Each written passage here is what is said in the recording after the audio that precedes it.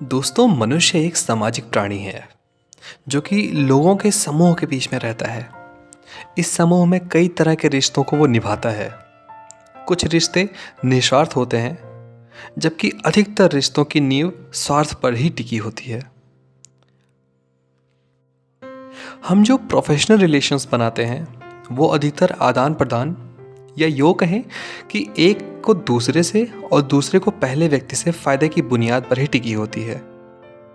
मैं ये नहीं कह रहा कि सभी रिश्तों के पीछे स्वार्थ ही होता है, लेकिन हाँ, आज की दुनिया में अधिकतर इंसान अपना फायदा देखकर ही रिलेशन बनाता है। दोस्तों, कई बार ऐसा होता है कि हम किसी दुविधा में फंस जाते हैं और हमें किसी की राय की ज़रूरत पड़ती है। तब हम अपने आसपास के लोगों से उस बारे में सलाह मशवरा करते हैं कि हमें क्या करना चाहिए।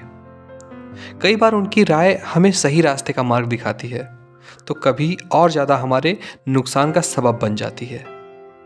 अगर आप माता पिता, भाई बहन, सच्चा दोस्त आदि निस्वार्थ रिश्तों को, जो कि आपको सही राय ही देते हैं, छोड़ दें, तो बाकी अधिकतर समाज के और वर्क प्लेसेस के लोगों की सलाह लें, पर अपना विवेक भी बनाए रखें। कई बार ऐसे सलाह देने वालों का स्वार्थ भी उसकी सलाह में छुपा रहता है। इसलिए सुने सबकी, पर करें अपने विवेक और अंतरात्मा की। इसी पर आधारित है हमारी आज की छोटी सी कहानी। तो चलिए आज की अपनी कहानी शुरू करते हैं। दोस्तों, एक बार की बात है, एक आदमी अपने छोटे से बालक के साथ एक घने जंगल से कहीं जा रहा था। तभी रास्ते में उस बालक को प्यास लगी और उसे पानी पिलाने के लिए उसका पिता उसे एक नदी पर ले गया। नदी पर पानी पीते पीते अचानक वो बालक पानी में गिर गया और डूबने से उसके प्राण निकल गए।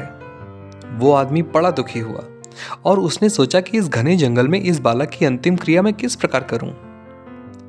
तभी उसका रोना सुनकर एक गिद्ध, सियार और नदी से एक कछुआ वहां आ गए और उस आदमी से सहानुभूति व्यक्त करने लगे। आदमी की परेशानी जानकर सब अपनी अपनी सलाह देने लगे। सियार ने लार टपकाते हुए कहा, ऐसा करो, इस बालक के शरीर को जंगल में यहीं कहीं चट्टान के ऊपर छोड़ जाओ, धरती माता इसका उद्धार कर देगी। और ये सुनकर गिद्ध भी अपनी खुशी छुपाते हुए बोला, नहीं, धरती पर तो इसको जानवर खा जाएंगे। ऐसा करो, इसे किसी वृक्ष के ऊपर डाल दो ताकि सूरज की गर्मी से इसकी अंतिम गति अक्षी हो जाए।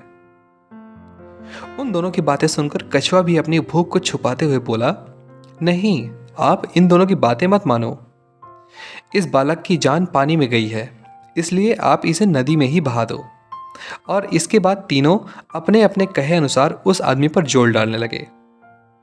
तब उस आदमी ने अपने विवेक का सहारा लिया और उन तीनों से कहा, तुम तीनों की सहानुभूति भरी सलाह में मुझे तुम्हारे स्वार्थ की गंध आ रही है।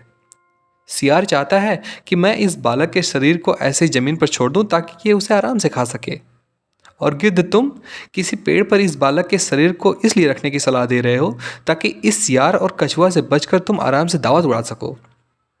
और गिद्ध से ये कहने के बाद उसने कछुए से कहा कि तुम नदी के अंदर रहते हो, इसलिए नदी में अपनी दावत का इंतजाम कर रहे हो। तुम्हें सलाह देने के लिए धन्यवाद, लेकिन मैं इस बालक के शरीर को अग्नि को समर्पित करूंगा, ना कि तुम्हारा भोजन बनने दूंगा। ये सुनकर वो तीनों अपना समूह लेकर के वहां से चले गए। तो दोस्तों, इस कहानी से हमें सीख क्या मिलती है? मैं ये नहीं कह रहा हूं कि हर व्यक्ति आपको स्वार्थ भरी सलाह ही देगा, लेकिन आज के इस कॉम्पिटिटिव युग में, जहां पर हर इंसान एक दूसरे को पछाड़ने में लगा हुआ है, हम अगर अपनी विवेक की छलनी से किसी सलाह को छान लें तो शायद ज़्यादा सही रहेगा। हो सकता है कि आप लोग मेरी बात से पूरी तरह सहमत ना हो, पर कहीं ना कहीं आज के युग में ये भी तो सच है कि मेरे नज़दीक रहते हैं कुछ दोस्त ऐसे जो मुझ में ढूंढते हैं गलतियां अपनी। तो यहीं पे ख़त्म होती है हमारी आज की कहानी।